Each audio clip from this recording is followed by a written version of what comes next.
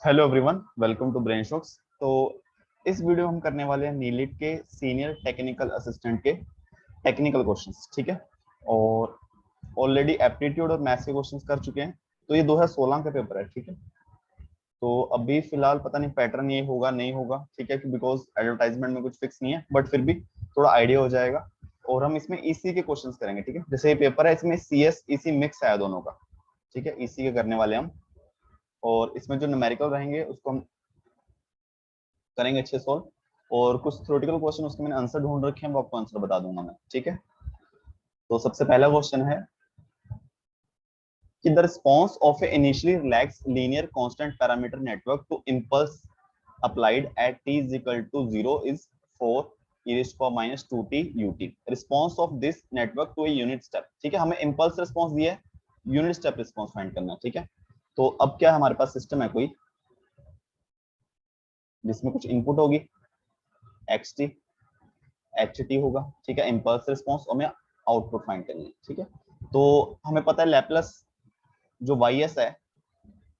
Output का Laplace क्या होगा, इनपुट का लैप्लस और इंपल्स रिस्पांस का लैप्लस, ठीक है। इनपुट हमारी क्या है ut, है ना, यूनिट स्टेप के लिए पूछा ना। तो xt जो है मेरा वो है u ऑफ t। तो xs क्या आ जाएगा मेरा,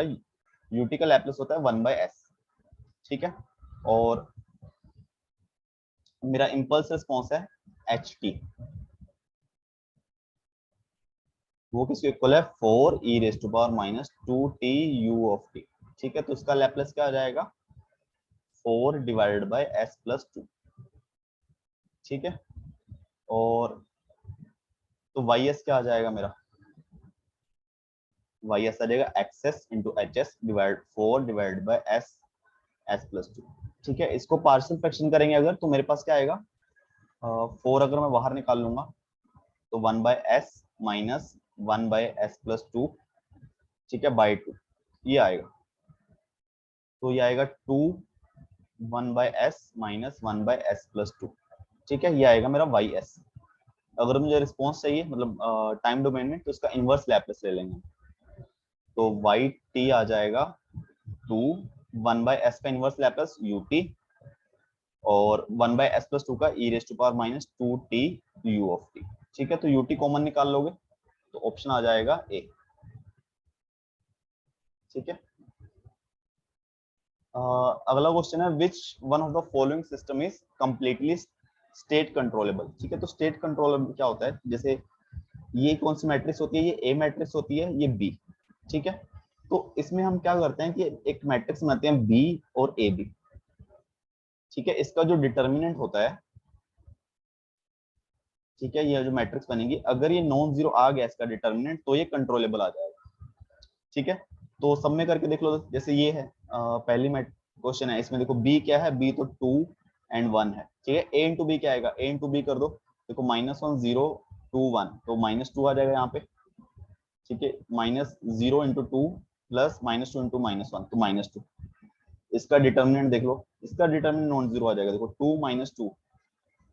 2 into -2 -4 minus of -1 into -2 will be equal to -4 plus 2 is equal to -2 not equal to 0। तो पहला ही ऑप्शन आ जाएगा,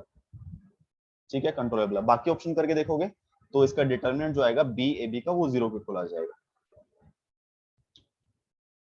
33rd क्वेश्चन है a phase lag compensation will improve stability. देखो फेस लैग जो होता है वो स्टेबिलिटी को इंप्रूव नहीं करता है, ठीक है, रिलेटिव स्टेबिलिटी को कम कर देता है, ठीक है। तो ये गलत आ जाएगा। और इंक्रीज द स्पीड, अब रिलेटिव स्टेबिलिटी कम हो रही तो ये स्पीड को भी कम करेगा, ठीक है, स्लो हो जाएगा सिस्टम, ये बैंडविड्थ को डिक्रीज करेगा because as a low pass filter ऐसे काम करता है, ठीक है। तो इसलिए बैंडविड्थ इंक्रीज नहीं करेगा, इंक्रीज ओवरशूट इंक्रीज कर देगा, ठीक है, क्योंकि ये ओवरशूट इंक्रीज हो गया मतलब ये लेस रिलेटिव स्टेबल है, ठीक है, ये स्टेबल कम कर देता है सिस्टम को। 34th क्वेश्चन है none of the poles of linear control system lie in the right half of s plane for a bounded input output of this system is always. देखो इन्होंने क्या बोला है कि कोई भी पोल राइट हैंड साइड नहीं है, ठीक है, राइट हाफ में नहीं है। तो अगर मैं बाउंडेड इनपुट दूंगा तो आउटपुट क्या आएगी, तो आउटपुट क्या आएगी देखो यहाँ पे नहीं है पोल, अगर यहाँ पे आ जाता तो अनस्टेबल हो जाता, तो अनबाउंडेड आएगा, ठीक है। बट ये हो सकता है कि अगर सपोज करो यहाँ पे डबल पोल आ जाए, ऐसा आ जाए कि इमेजिनरी पोल डबल आ जाए, तो ये अनस्टेबल हो जाएगा, ठीक है। तो ये हम कह सकते हैं कि कुड बी अनबाउंडेड, है ना, ये केस ये भी तो बन रहा है।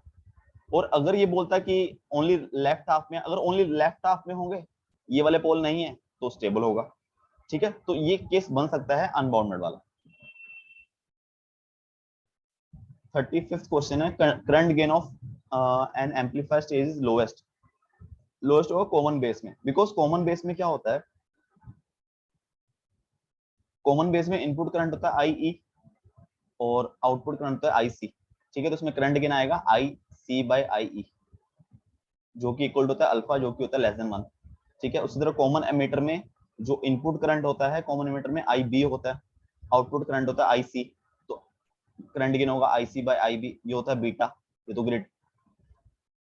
तो बहुत ज्यादा होता है, ठीक है, ग्रेटर देन 1। उसी तरह अगर कॉमन कलेक्टर की बात करूं तो आई बी होता है इनपुट, आई ई होता है आउटपुट,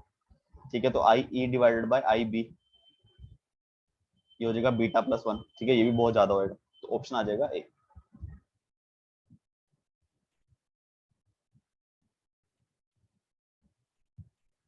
थर्टी सिक्स क्वेश्चन है, in a class A B amplifier with sinusoidal input signal output current flows for, ठीक है, ये भी मेरे को आइडिया नहीं है, बट इसका जो आंसर है वो है D, more than half cycle, ठीक है। तो पावर एम्पलीफायर ये गेट के सिलेबस में नहीं है, ईएससी वाले सिलेबस में है। आई 37 है, आइडियल डायोड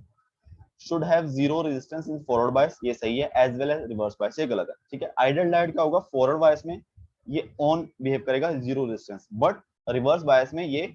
ओपन सर्किट यानी कि इनफाइनाइट रेजिस्टेंस, तो ये आ जाएगा B, should have zero resistance in forward bias and infinitely large resistance in reverse bias, ठीक है। और तो कोई ऑप्शन नहीं बन रहा। 38th क्वेश्चन है, ए practical current source is represent by, देखो जो आइडियल करंट सोर्स होता है वैसा बस करंट सोर्स होता है, ठीक है। प्रैक्टिकल में क्या होता है, एक किसकी रेजिस्टेंस होती है जो पैरेलल में लगी होती है, तो क्या है, ए रेजिस्टेंस सीरीज, गलत, a resistance parallel with ideal current source, ठीक है। तो एक कोई भी करंट सोर्स आइडियल, उसके साथ पैरेलल में हम अगर रेजिस्टेंस कोई लगी हुई है तो ये as a practical current source behave करता है। 39th क्वेश्चन है, four resistance 80 50 25 are connected in parallel, current through 25 is 4, total current is 10, find the value of R, ठीक है। तो चार रेजिस्टर है,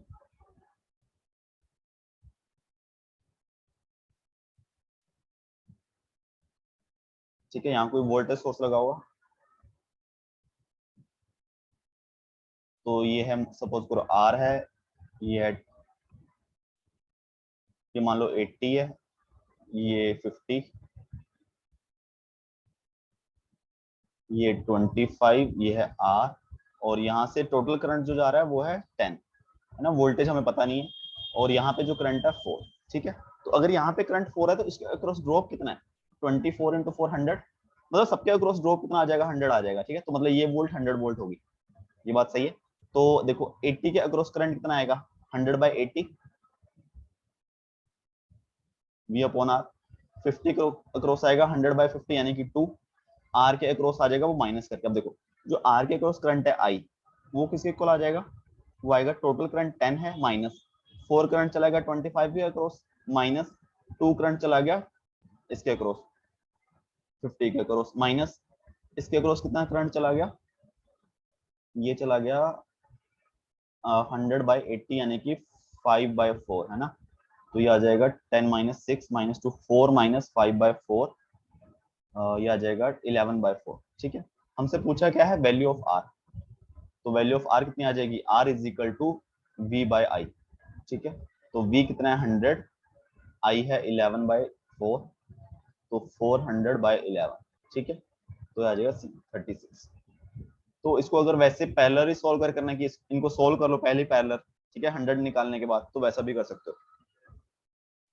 और 40th क्वेश्चन है, addition of P type impurity in the intrinsic material create allowable energy level,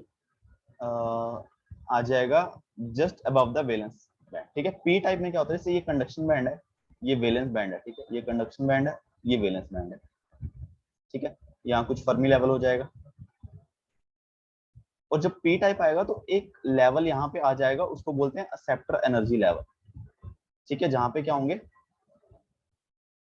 holes होंगे, ठीक है। तो slightly above the valence band. 41st question है, जीनर ब्रेकडाउन अकर्स, ये आएगा due to rupture of covalent bond, ठीक है, कोवेलेंट बॉन्ड एक साथ एकदम टूट जाए बहुत सारी, तो जीनर ब्रेकडाउन होता है। और लाइटली डोप नहीं, हाई डोप पे होता है, ठीक है, और ओनली जर्मेनियम होता है, गलत है। 42nd क्वेश्चन है, negative feedback in amplifier is reduce gain, ठीक है, गेन रिड्यूस हो जाता है ना, जैसे अगर नेगेटिव फीडबैक है कोई भी है, जैसे कंट्रोल सिस्टम में एच है, तो अगर ओपन लूप गेन था जी, बाद में गेन हो गया G divided by 1 plus G H, तो ये कम हो गया ना गेन, तो रिड्यूस गेन।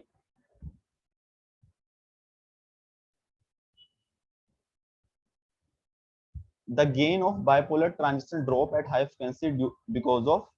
ट्रांजिस्टर कैपेसिटेंस, ठीक है, जो ट्रांजिस्टर कैपेसिटेंस होती है, जैसे एमिटर बेस के बीच में होगी, बेस कलेक्टर के बीच में होगी, तो उन कैपेसिटर्स की वजह से इसका गेन हाई फ्रीक्वेंसीज पे वो इफेक्ट करती है, ठीक है, तो इस वजह से गेन डिक्रीज हो जाता है।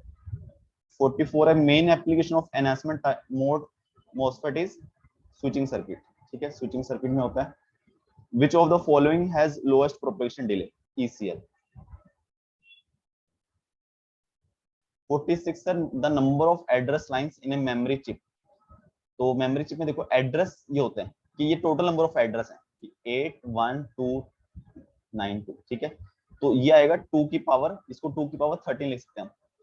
है ना, तो ये होता है नंबर ऑफ एड्रेस लाइन, कि जैसे अगर मेरे पास एक एड्रेस लाइन है, ठीक है, तो उससे मैं 2 एड्रेस शो कर सकता हूँ, लाइक 01। अब सपोज करो मेरे पास 2 एड्रेस लाइन है, उससे मैं 4 एड्रेस शो करता हूँ, 00011011, ठीक है, उसी तरह 13 लाइंस होंगी तो मैं इतने एड्रेस शो कर सकता हूँ, ठीक है। 47th है, vestigial sideband is most commonly used in, ये आता है टेलीविजन ट्रांसमिशन। 48th क्वेश्चन है, the number of independent loops for a network with n nodes and b branches, number of independent loop होती है b minus n plus 1, branch minus nodes plus 1। 49th question है, quantization bit rate for analogue input signal with a bandwidth of 3.4 kilohertz in a delta modulator with signal to quantization noise ratio 25 dB will be। तो इसका जो approximate formula होता है ना SNR का, वो होता है 3 divided by 8 pi square sample frequency divided by message frequency cube, ठीक है, तो एसएनआर कितना आ जाएगा 25 डीबी में है, तो इसको अगर नॉर्मल में कन्वर्ट करोगे तो आएगा 10 रेज़ टू पावर 2.5, ठीक है, डीबी से नॉर्मल में कन्वर्ट करना है। तो एफएम जो दिया है हमें 3.4 दिया है, तो इसको अगर सॉल्व करोगे, एफएस के लिए हमें सॉल्व करना है, ठीक है, एफएस जो आ जाएगा वो आएगा क्यूब रूट, एक मिनट, ये आएगा FM into cube root of 10 की power 2.5 into 8 pi square divide by 3 का पावर 1/3, ठीक है, तो 10 divide 2.5 into 8 pi square divide by 3 into 3.4, ठीक है, ये आ जाएगा 68.9, ये आ जाएगा किलोहर्ट्ज, ठीक है। अभी हमसे पूछा है बिट रेट, बिट रेट क्या होता है, number of bits into sample frequency. अब डेल्टा मॉड्यूलेटर है, ओनली 1 बिट यूज होता है इसमें, 0 या 1, तो 1 इंटू 68.9, तो 68.9 kbps, ठीक है, ऑप्शन बी आ जाना चाहिए इसका। 50th क्वेश्चन है, a message signal band limited to 5 kilohertz is sampled at minimum rate as dictated by the sampling theorem, number of quantization level is 64, samples are encoded in binary form, transmission rate is, तो देखो सबसे पहले FM जो है वो मेरे पास 5 kilohertz है, ठीक है, और सैंपलिंग फ्रीक्वेंसी कितनी आ जाएगी, इन्होंने बोला मिनिमम रेट, मिनिमम नाइक्विस्ट होता है तो वो 2 इंटू एफ एम आ जाता है 10 किलोहर्ट्ज, और इन्होंने बोला मेरे पास जो लेवल है वो 64 है,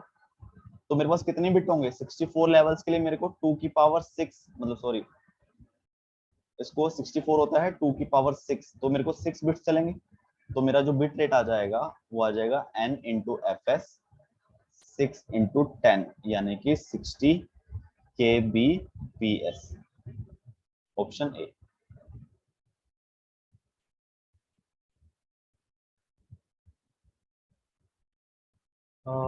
51st क्वेश्चन है the number of station accommodated in 100 kilohertz bandwidth with highest modulated frequency. ये मुझे लगता है क्वेश्चन इनकम्प्लीट है, इसमें कुछ समझ नहीं आ रहा है क्या बोला है, 100 किलोहर्ट्ज दिया सिर्फ, कुछ कंप्लीट नहीं है, ठीक है। 52nd क्वेश्चन है 12 signal each band limit to 5 kilohertz are to be transmitted over single channel by frequency division multiplication, ठीक है। AM SSB single side band modulation guard band of 1 kilohertz used, then the bandwidth of multiplex signal be. अब देखो हमें use करना है, अब suppose करो ये सिग्नल था, ऐसा मान लो, जैसे चलो मान लो, ठीक है 505 माइनस, ठीक है। अब सिंगल साइड बैंड है तो मैं ओनली एक साइड बैंड यूज करूंगा, ठीक है, lower side band upper side band जो भी।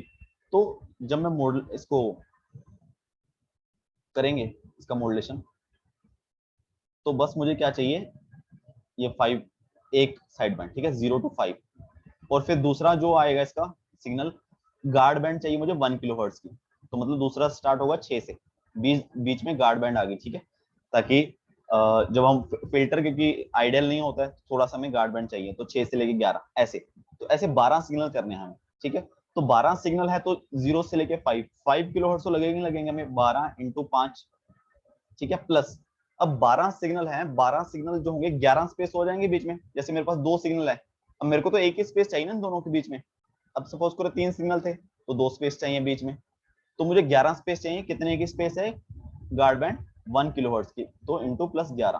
तो 60 प्लस 11 इज इक्वल टू 71, ठीक है।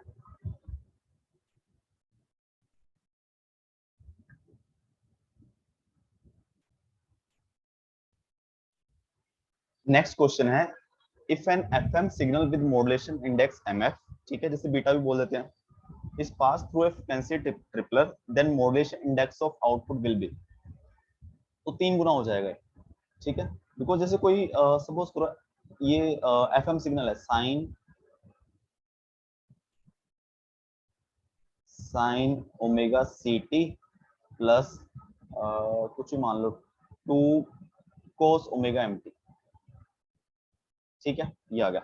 अब हमारा अगर मैं सपोज करो इसको फ्रीक्वेंसी ट्रिपलर से लेके जाता हूँ, मतलब इसके फ्रीक्वेंसी क्या हो जाए 3 गुना हो जाए, तो 3 omega C T plus 6 cos of omega M T, ठीक है, ये होगा। अब मेरा जो मॉड्यूलेशन इंडेक्स होता है वो क्या होता है, frequency deviation, maximum frequency deviation divide by FM, ठीक है। तो जो फ्रीक्वेंसी डेविएशन है वो इस पर डिपेंड करती है ना, ये वाली चीज। तो जैसे ही मैं फ्रीक्वेंसी ट्रिपलर से जाऊंगा तो मेरा जो फ्रीक्वेंसी डेविएशन है वो भी 3 गुना तक हो जाएगा, ठीक है। कि अगर सपोज करो इसमें मैक्सिमम फ्रीक्वेंसी डेविएशन जो होता था 2 होता था, या कुछ भी होगा तो वो 3 गुना हो जाएगा। बट मेरा एफएम जो है, जो मैसिव फ्रीक्वेंसी है वो तो कहीं मल्टीप्लाई नहीं हो रहा ना,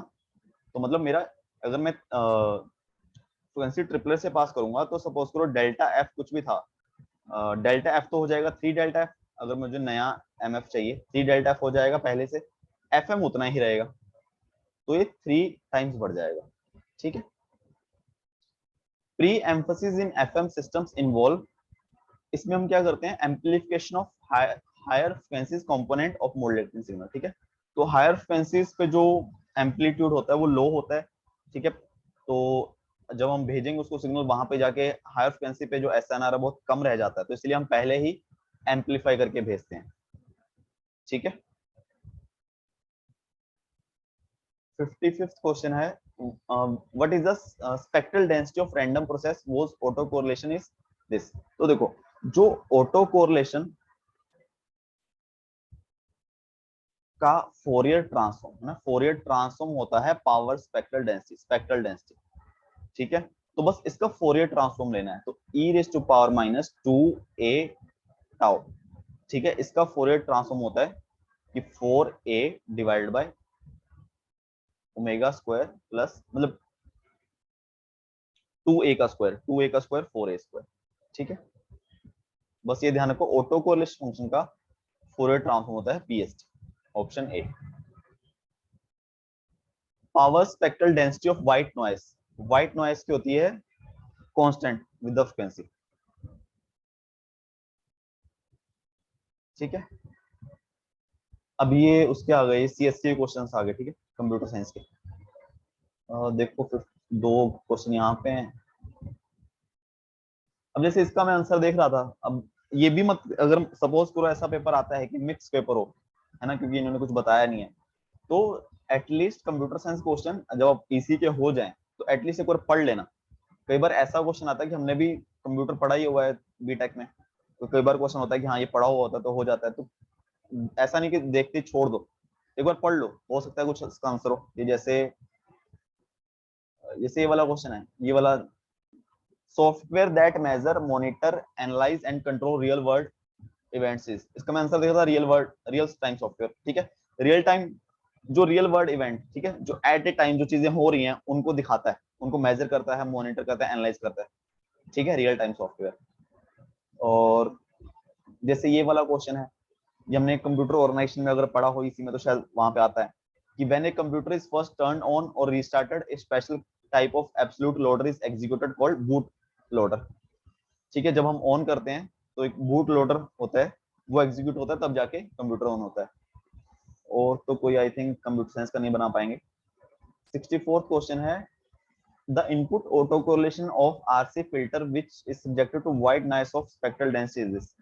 तो मेरे हिसाब से इसमें ये पूछा है कि अगर ये स्पेक्ट्रल डेंसिटी इतनी है, ठीक है, स्पेक्ट्रल डेंसिटी दी हम, ये कांस्टेंट है ना, और हमें पूछा है कि ऑटो कोरिलेशन फंक्शन, अब पता है मुझे कि ऑटो कोरिलेशन फंक्शन का फोरियर ट्रांसफॉर्म होता है ये पावर स्पेक्ट्रल डेंसिटी, है ना, ये कांस्टेंट है। तो auto correlation function inverse Fourier transform क्या होगा, तो जैसे हमें पता है कि डेल टी का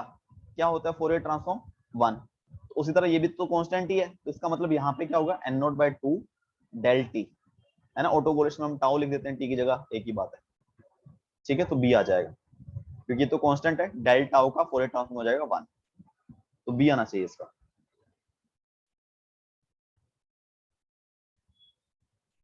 65th क्वेश्चन है, the main difference between operation of transmission line and waveguide is that, इसका आंसर है C. Transmission lines use the principle mode of propagation and therefore do not suffer from low frequency cut off. जैसे waveguides में cut off frequency होते हैं ना लो, कि इतने से ज्यादा फ्रीक्वेंसी होनी चाहिए तभी जो हमारा सिग्नल पास करेगा। ठीक है, नहीं तो अटेन्यूएशन आएगा उसमें। और ये भी सीएससी के हैं। ये 67th क्वेश्चन, हम इसको आई थिंक नेटवर्क जो ग्राफ थ्योरी उससे उसके रिलेटेड है ये, the number of circuit in a tree with N nodes is 0। जैसे कोई भी हम बनाते हैं नेटवर्क में, इसका सर्किट से ट्री बनाते हैं, ट्री हमेशा, ट्री में कोई भी क्लोज लूप नहीं होती। अगर सपोज करो मुझे 4 पॉइंट का ट्री बनाना तो कुछ ऐसा बन जाएगा, क्लोज लूप नहीं होती, तो इसलिए कोई सर्किट नहीं है। ठीक है, और 69th कर सकते हैं हम, which of the following circuit used as parallel to serial converter, यह आएगा मल्टीप्लेक्सर, क्योंकि मल्टीप्लेक्सर में तो क्या होता है, इनपुट्स आती हैं ऐसे, तो सिलेक्ट पिन से हम ऐसा, तो ये पैरेलल हो गया, ये आउटपुट जो आ रही है वो सीरियल होगी। ठीक है, तो ऑप्शन है।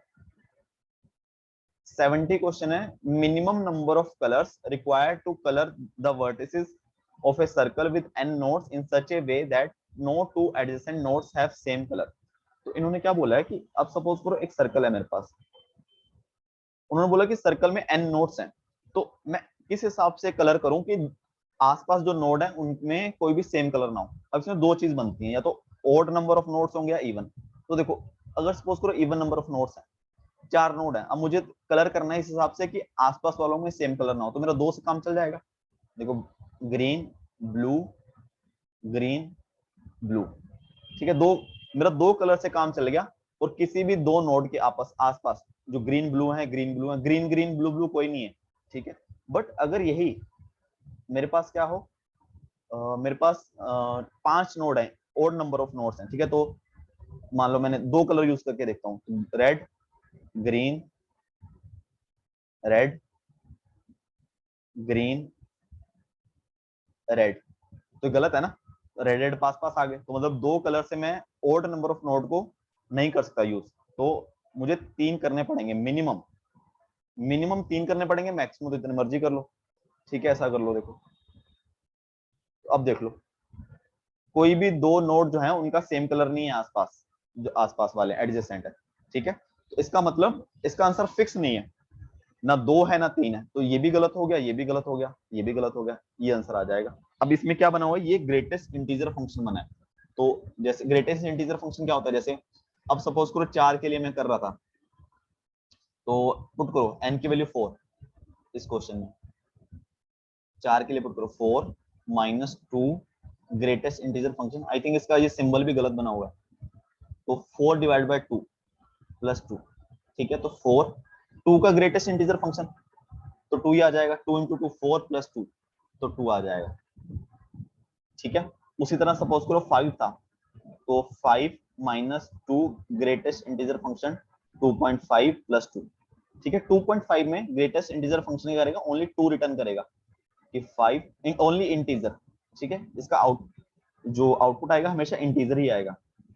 और इसमें 2 है इंटीजर प्लस 2, तो देखो 5 माइनस 4 प्लस 2 1 प्लस 2 3, तो देखो इसमें 3 कलर यूज हुए थे, इसमें 2 यूज हुए थे, ठीक है, तो ऐसा आएगा, डी आ जाएगा। 71st क्वेश्चन है, the number of full adders and half adders required to add 16 bit numbers is, तो आई थिंक गलत है, क्योंकि अगर हमें 16 बिट ऐड करने, देखो सपोज करो मुझे 4 बिट ही ऐड करने हैं, ठीक है, 4 बिट ऐड करने हैं, तो ये मैंने क्या लगाया, ऐड लगाया, ठीक है। अब सपोज करो जब मेरा एलएस भी ऐड करूंगा मैं,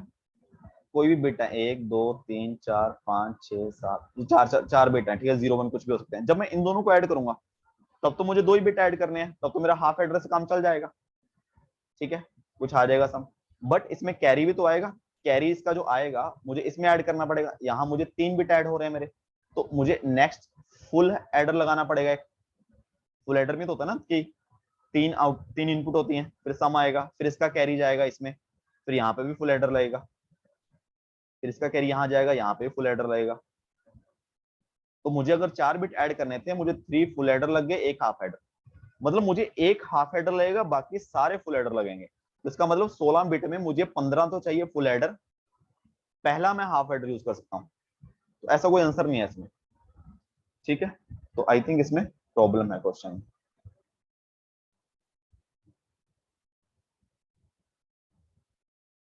72 क्वेश्चन है, which of the following is not equivalent to X bar, है ना, एक्स बार का इक्वलेंट कोई नहीं है, कौन नहीं है, तो देखो एक्स नैंड एक्स, ए में क्या आएगा, एक्स नैंड एक्स, क्या एक्स नैंड मतलब एक्स पहले एंड फिर नैंड कर दो, एक्स इंटू एक्स एक्स ही होता है, तो एक्स बार आ जाएगा, मतलब ये तो सही है, इक्वलेंट है। बी में है एक्स नोर एक्स, एक्स नोर मतलब एक्स का पहले और करो एक्स के साथ फिर not, X plus X X ही होता है, तो नोट आ जाएगा। सी है X NAND one, X NAND one मतलब एक्स इंटू वन का एंड करो फिर नोट कर दो, एक्स इंटू वन एक्स ही आ जाएगा, तो डी आ जाएगा, बस चेक कर लो, एक्स का नोर, एक्स का और वन के साथ फिर नोट, तो वन प्लस एक्स तो वन आ जाएगा, तो इसका आंसर हमेशा 0 आएगा, ठीक है। Which one of the following set of gates are best suited for parity checking and parity generation? ये XOR XNOR, parity क्या होता है, हमें चेक करना था कि इवन parity है odd parity है, मतलब नंबर ऑफ वंस जो हैं किसी भी उसमें, कोई भी हमारे पास दिया हुआ सिग्नल उसमें इवन है या ऑड है, तो सिंपल है, तो मेरे पास मान लो 2 बिट है, मैं एक्सोर लगा दूंगा, मेरे पास 2 बिट का सिग्नल आया, तो मैं पैरिटी चेक कर सकता हूँ इसमें कि अगर मान लो 0 0 आया तो इसका आंसर क्या आएगा, एक्सोर का 0, मैं बोल दूंगा इसमें दोनों बिट सेम है, मतलब 0 0 1 1 आएगा, तो इसका आंसर हमेशा 0 आएगा, तो इससे हमें पता चल जाएगा कि नंबर ऑफ वंस इसमें इवन है। अगर सपोज करो अगर मैं 0 1 या 1 0 देता हूं तो मेरा आउटपुट क्या आएगा, 1 आ जाएगा, तो आउटपुट 1 आएगा, इसका मतलब नंबर ऑफ वंस जो हैं मेरे सिग्नल में, ठीक है, वो क्या होंगे, ओड होंगे, तो इस तरह काम आता है चेक करने के लिए, चेक भी कर सकते हैं हम, इसमें ऐड भी कर सकते हैं पैरिटी। 74th क्वेश्चन है, the register which keeps track of execution of program and which contains memory address of instruction currently being executed is called the register which keeps track of execution of a program and which contains memory address of instruction currently being executed is इसका instruction memory address currently ये program counter आएगा actually इसमें भी I think problem है program counter next address का रखता है counter ये ट्रैक तो रखता है एग्जीक्यूशन का बट मेरे हिसाब से इसमें नेक्स्ट आना चाहिए नेक्स्ट इंस्ट्रक्शन का एड्रेस रखता है ठीक है इसको भी थोड़ा सा दिक्कत है इसमें 75 क्वेश्चन है register which hold the address of location to और from which data are to be transferred ठीक है ये आएगा memory address register memory address register में ही एड्रेस होगा जहां से हमें पता है कि डेटा यहां से लेना देना है ठीक है 76 क्वेश्चन हो गया सीएससी का होगा 77th भी आई थिंक सीएससी का मिक्स है कंप्यूटर ऑर्गेनाइजेशन में आता है इसका आंसर ए है assembler directive pseudo instructions are assembler directives 78th question है the addressing mode used in instruction push B ये आता है रजिस्टर इनडायरेक्ट रजिस्टर इनडायरेक्ट क्या होता है कि जहां से मुझे डेटा लेना है या देना है वो एड्रेस मेरा वो किसी रजिस्टर में स्पेसिफाई किया है ठीक है तो पुश बी का क्या मतलब है पुश बी का मतलब है आप बी का मतलब है जो बीसी पेयर है रजिस्टर पेयर है जो 8085 की बात कर रहा हूं तो उसका जो डेटा पड़ा है वो मुझे कहां मूव करना है स्टैक में मूव करना है स्टैक में मूव करना है उसका एड्रेस कहां पे है स्टैक पॉइंटर रजिस्टर में है तो ये क्या हो गया रजिस्टर इनडायरेक्ट कि जहां मुझे डेटा स्टोर करना है उसका एड्रेस किसी रजिस्टर में पड़ा है वो रजिस्टर कौन सा है स्टैक पॉइंटर ठीक है बस लास्ट क्वेश्चन बचा है which of the following is the internal memory of the computer system तो कंप्यूटर रजिस्टर भी इंटरनल में होता है कैशे भी होता है मेन मेमोरी भी तो ऑल ऑफ दिस आ जाएगा सब चीज उसमें आता है इंटरनल मेमोरी ये बाकी सब प्योरली सीएससी के ही हैं इसमें आई थिंक अपने लायक तो कुछ है नहीं ठीक है तो इसमें देख सकते हो देखो 1 2 3 4 5 6 7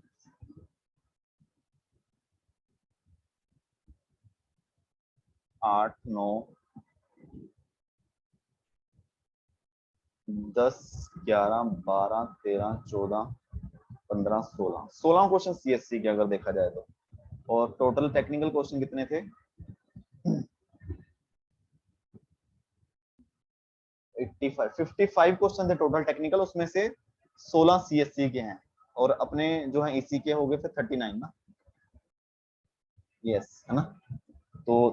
देखो ठीक है तो अगर मिक्स पेपर भी आता है तो एडवांटेज तो रहेगा अगर इसी का ज्यादा है इवन इक्वल भी आएगा तो भी मतलब वो रहेगा कि अपने जो आपका ईसी है या सीएससी है उसमें आप कितना एक्यूरेटली कर पाते हो ठीक है तो बस वही है कि अगर सीएससी के क्वेश्चंस भी बिल्कुल देख के छोड़ो मत हो सकता है कि अपने को आता हो ठीक है तो फिर भी किसी डाउट हो किसी क्वेश्चन में कुछ गलती हो तो कमेंट कर देना वीडियो को लाइक करना एंड चैनल को सब्सक्राइब करना थैंक यू सो मच